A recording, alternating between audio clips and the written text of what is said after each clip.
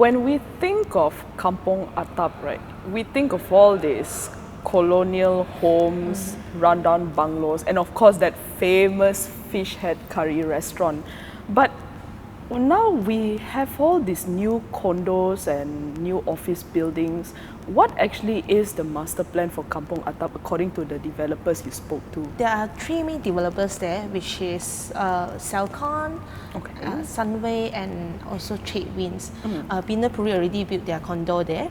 So the other three, Sunway is doing just residential with limited retail, and the other two, Celcon and Tradewind, they are doing mixed development with residential, retail, and also I think Tradewind also have a hotel.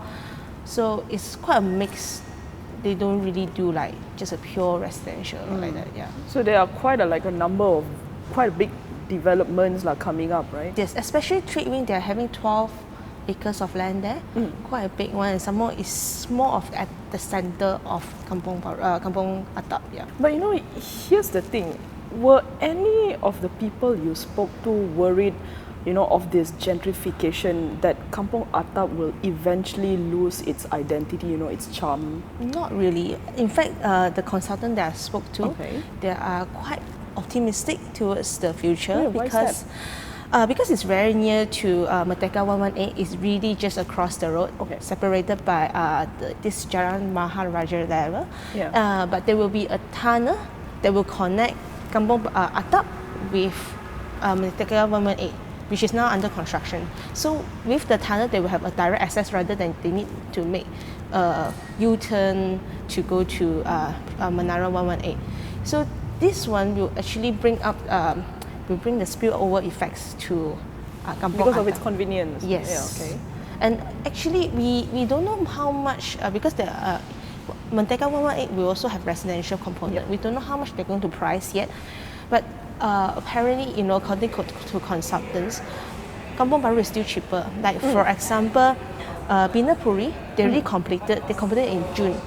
And their furnished unit they are going for 1,800 per square foot, which is, if we compare to KLCC, which is still much lower because KLCC is at least 2 or more, 2,000 per square foot or more. Yeah. Right. I know you compared it to Kampung Baru and then KLCC, but Kampung Attap, is it still a very desirable address in the long run? Yes, according to the consultants, because firstly is the locations, and there's a monorail there as well.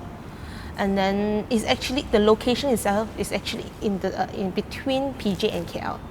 So once you turn into Jalan Said Putra, you can go straight to Federal Highway and then PJ. And then Chinatown is just across the road. KLCC, if no traffic, is probably just 10 minutes away.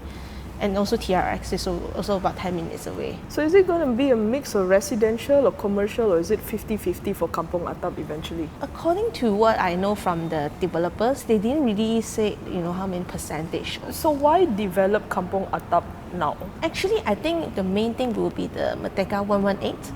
Because the project has been postponed for almost 20 years. And then, so Pinapuri actually launched their projects there called Opus Kuala Lumpur. They launched in 2016. And it is the first, I would say, newer development in Kampung Attap. Because if you look at it right now, over there, they are mostly older, really like 30, 40 years. Heritage buildings. Yes. So the condo there as well, the older condo, older apartment. So Pinapuri one is actually the first one, and then that's why, because they see the impact of Merdeka 118, that's why they want to tap on the advantage. For more on the stories, pick up a copy of The Age Weekly at all good newsstands.